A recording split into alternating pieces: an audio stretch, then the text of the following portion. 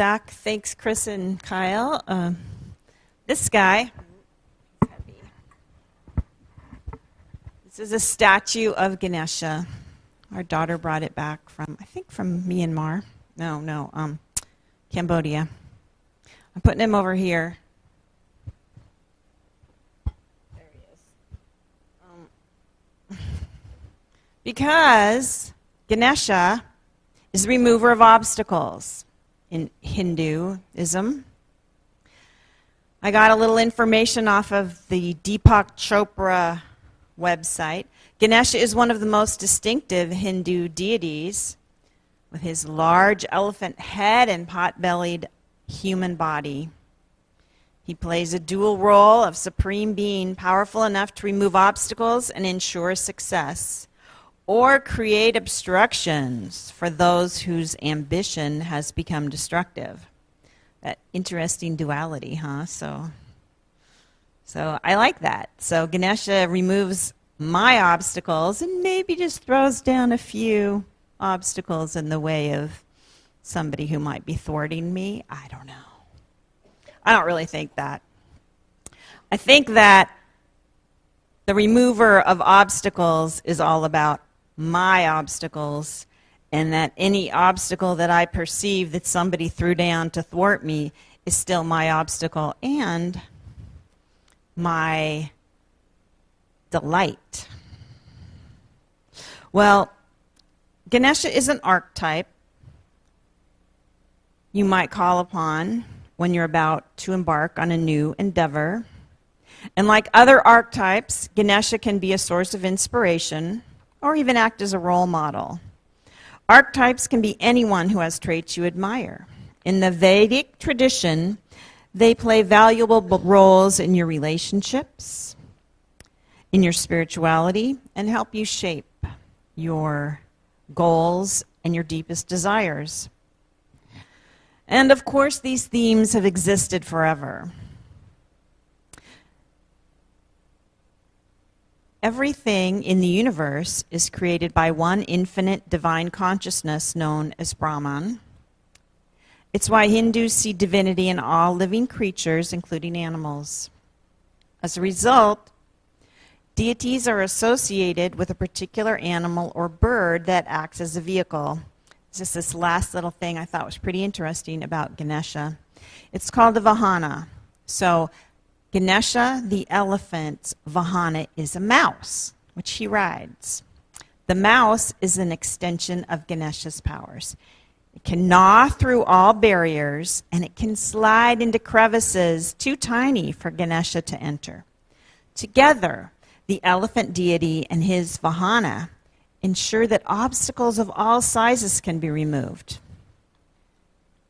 I thought I would just borrow a little Hindu representation archetype for us today. The thing about obstacles is they do seem real, right? So here's what I'm talking about. I'm going to get it all right. Facing and removing obstacles from our mind. Facing and removing obstacles from our mind. Before I get into details, let me talk about higher self, Holy Spirit. Today, when I'm going to talk about God or the Christ within, I'm going to call it HS. And I want that to stand for both aspects, or at least two of the aspects of God. Higher self, it's in us, right? Our higher self, our most highest self. Holy Spirit is to represent the part of God that is also available to guide us, that maybe is not inside us, that is all around us, that is available to us. In Unity, we don't tell you what to believe. And some people in Unity don't actually believe in a God outside in any way, shape, or form, or even a God that helps. But today, when I talk about HS, I want us to think about higher self and also Holy Spirit, for however that works for you, okay, whatever your relationship to God is. I personally can't get along without thinking that there is something greater than me that is available for my help, that I can surrender to, that I can count on to align with me and let me be the greatest me I can be. So let's start with facing. Facing, well, some things that we face are obvious and some things are not obvious. If it's an obvious something to face, say you have an illness, or you lost your job, or there's a flood, it's pretty obvious. What are you going to need for that? You're going to need courage, which we all have, courage. What about if it's not obvious? We are going to need quiet introspection. Now here's a strategy that is not my favorite strategy. We can ask other people. You ever ask anybody else, hey, I need a little help with my blind spots. What do you think I should work on this week? You know what? I bet anybody you ask would have a few suggestions. But like I said, not my favorite, but sometimes I do it. And then here we go, surrendering to HS. Here's an example of obvious facing. Dr. Martin Luther King. He was facing racism. It was really obvious. He did an awesome job of facing the obvious. Here's an example of facing and not obvious. Mother Teresa. Her obvious facing was the poverty in India and the help that she wanted to give.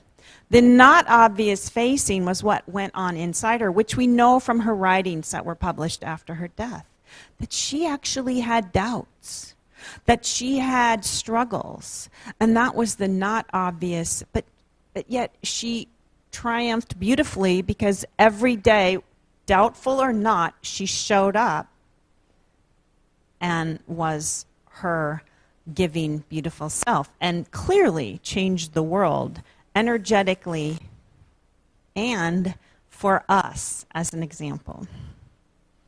Okay, so here we go back to facing and removing. Let's talk about removing.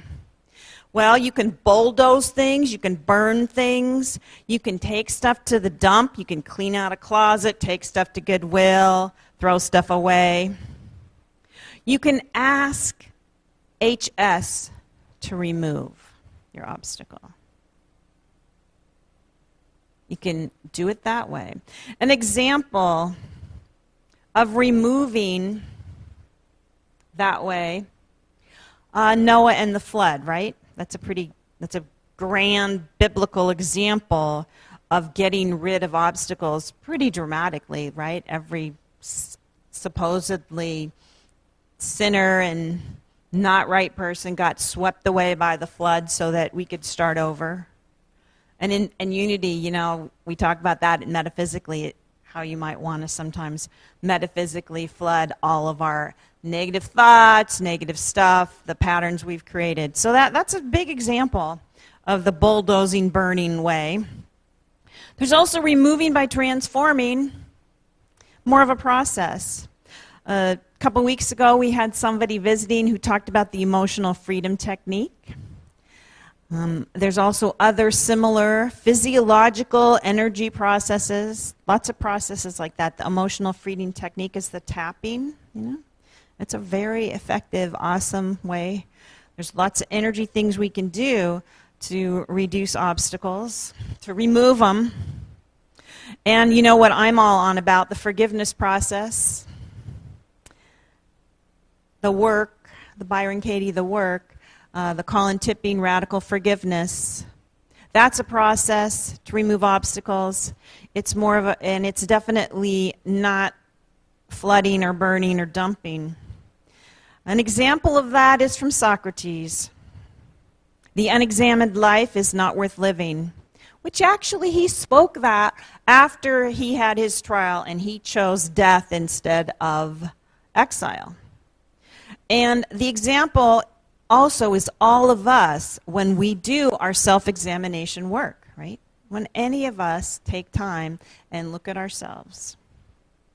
So here we got Facing and removing obstacles from our mind. Let's talk about obstacles. Well, is it an obstacle or a challenge? Is it a truth or a falsehood? I say, you ask HS. Is this a truth or a falsehood? Is this an obstacle or a challenge? An example of this is from the great play, opera, Les Mis. Think about Jean Valjean, and the story, just to refresh your memory, is he was in prison for stealing bread. He got out of prison. He hid who he really was, and instead of being embittered, he became loving, tried to help people, and contrast that with the character of Javert, who was following him, who was the policeman who wanted to hunt him down.